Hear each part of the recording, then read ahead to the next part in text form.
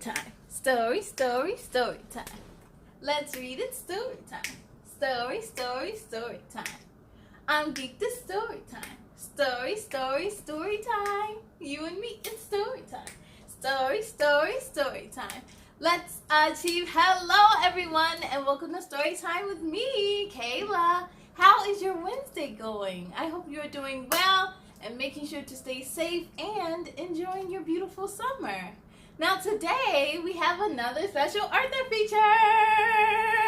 We will take a look at a book from author Tephra Miriam, who is a creative with many talents. She does photography, graphic art, and today we get to read her book. So, without further ado, the book we will be reading tonight is called A Monster or a Microwave, written by Tephra Miriam and edited by Ashley Hare. You ready to see what this book is all about? Ready, set, let's begin. Whoosh. A Monster or a Microwave, written by Tephra Miriam and edited by Ashley Hare. Come and play with Zuwena. Here we go. Thank you to all of my mentors that helped me to realize that play and imagination promote innovation and have the power to lift us up from where we are. That's very true. Hey, shout out to all her mentors. I was sitting in my kitchen, just Mr. Fridge and me, chomping on what I'd say was a lovely fruit medley. Watermelon, pineapple, cantaloupe, and pears. I gobbled all of it up so fast that I got some in my hair. It must have been really good then. Mr. Fridge laughed and laughed until his belly hurt. Tears came out of his fridge eyes and laughter from his throat. Ooh, I wonder if the tears were cold. I grabbed Mom's stool and pulled it over until it touched the sink, 'cause Mom will make me wash my hair, so I washed it in a blink. Phew, I said as I climbed down and sat upon the floor. Suddenly, I heard a cheesy growl followed by a very loud roar. What could it be? I think she's smelling something too. It doesn't look pleasant. I crept around and sniffed my nose like I've seen my dog Fanny do. I even got down on all fours and found my missing tube of glue. I heard a monster type of laugh and slowly stood to my feet. That's when I saw this giant creature, and it even winked at me. Is that a monster or Mrs. Microwave? I thought quietly in my mind. My hands grew cold, my skin turned pale, and a tingling went up my spine. Ooh, never seen a microwave with a face like that. The monster smiled a cheesy, very greasy type of smile. She said, "Hello," and as she spoke, she raised her pink eyebrows. I could not speak, think, or move. I simply stood and stared. She said, "Don't be shy. Come over here. I love your pretty hair." Ooh, look at all that in her. Ugh. I closed my eyes because I thought, if I can't see her, maybe she can't see me. When I opened them, I was surprised. I was sitting in a giant tree.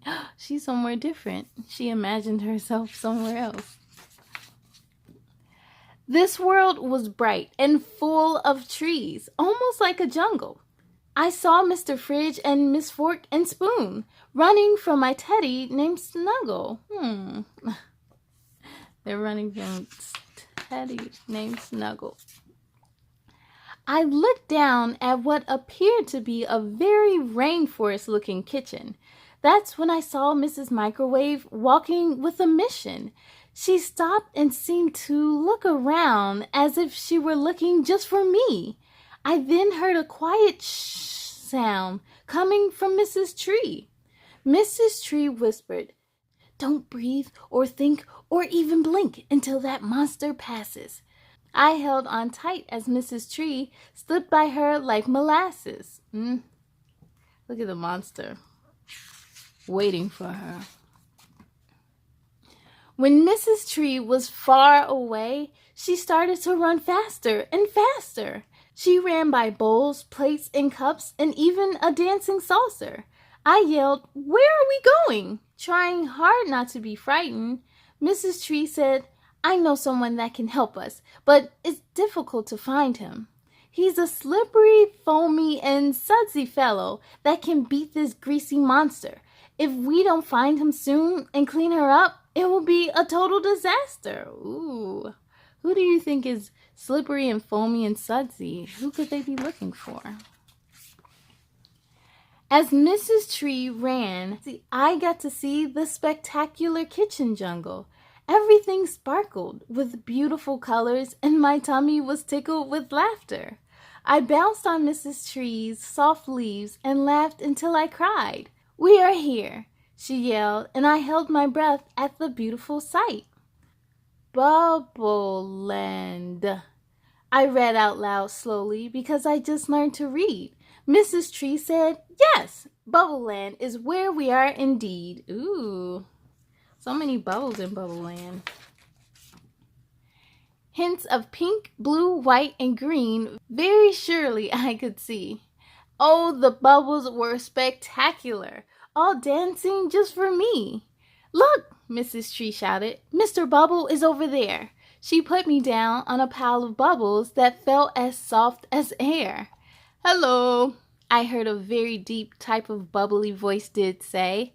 "Hello," I said as I kind of smiled in a shy type of way. "What brings a pretty girl like you to Bubble Land, so far away from home?" I said, "I have a monster issue, sir, that I just can't handle alone." She does have a monster issue. It's that microwave. Mr. Bubble nodded happily and smiled his bubble smile. "I can help. Don't worry now. It will all be fine in just a while." I smiled so big that my face hurt, but I simply couldn't stop.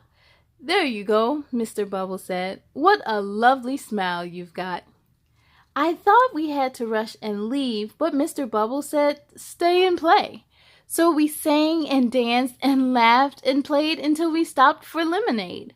The lemonade was so yummy and lemony.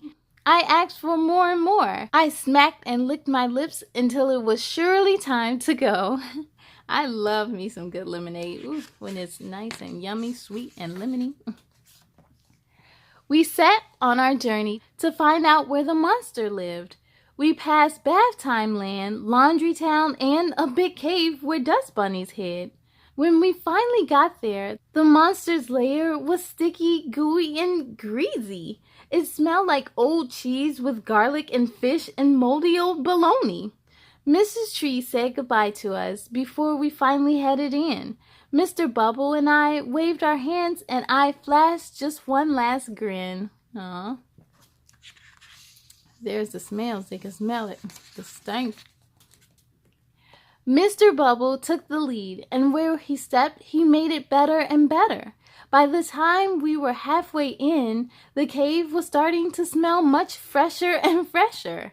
We crept and cleaned and crept some more until we heard a sound. Look at all the garbage that there was. But Mr. Bubble is there to make it better. Mrs. Microwave was at the door. Her feet were pounding the ground. She looked at us with greasy eyes and then began to growl. I wanted to run away and hide, but Mr. Bubble said, "Stand your ground." Yep, you gotta stand your ground. Mrs. Microwave sniffed and wiggled her nose and noticed her cave was clean. She started to shake, her eyes grew wide, and then she began to scream. "How dare you come and clean my cave?" Her cheesy mouth spoke loud. "You never used to be this way," I yelled, very strong and proud. Mrs. Microwave stopped and looked at me, amazed and surprised. "I remember now," she said with a sniff, and slowly realized. My mouth wasn't always full of cheese, and then she began to cry. "Don't worry," I said quietly, and dried her bright yellow eyes. Mrs. Microwave always wasn't dirty. Mr. Bubbles will fix everything, I said, so proud and strong. You won't smell any more like stinky cheese, I said, just like a song. Mr. Bubbles began to go to work, scrub-a-dub-dubbing. When he stepped aside, we all said, wow, and Mrs. Microwave was smiling. Mrs. Microwave sang and danced and laughed, just like she used to do. We all joined in and said, hooray, and sang along with her too. After that, I sat and tried to nap, tired from all of my dancing. I closed my eyes, and when I opened them, I saw the water in my kitchen sink running. Some real life bubbles. I looked up and saw a wonderful sight. My dad looking down at me. I wiggled my nose and said to him, I no longer smell stinky cheese. He laughed and looked at me and said, you are such a silly goose. I cleaned that dirty microwave and now we can all use. You fell asleep on the kitchen floor, tired from all of your playing. He picked me up, looked at me and said, now what else should we be exploring? The end. And here's our author. And she is from Chicago. The end. Yes, K-Crew! That was a pretty wild dream she had. Could you imagine if your microwave at home really was a monster, especially at nighttime? That would be like crazy. Now, I hope you enjoyed reading this book as much as I did. To find your copy of A Monster or a Microwave, be sure to visit her website, and you can also find this book on Amazon, and be sure to follow her on social media. A big thank you to Tephra Miriam for this submission. I had a lot of fun reading it, and I definitely want to read more from you. I thank you all so much for joining me, but it's time to sing goodbye. Are you ready?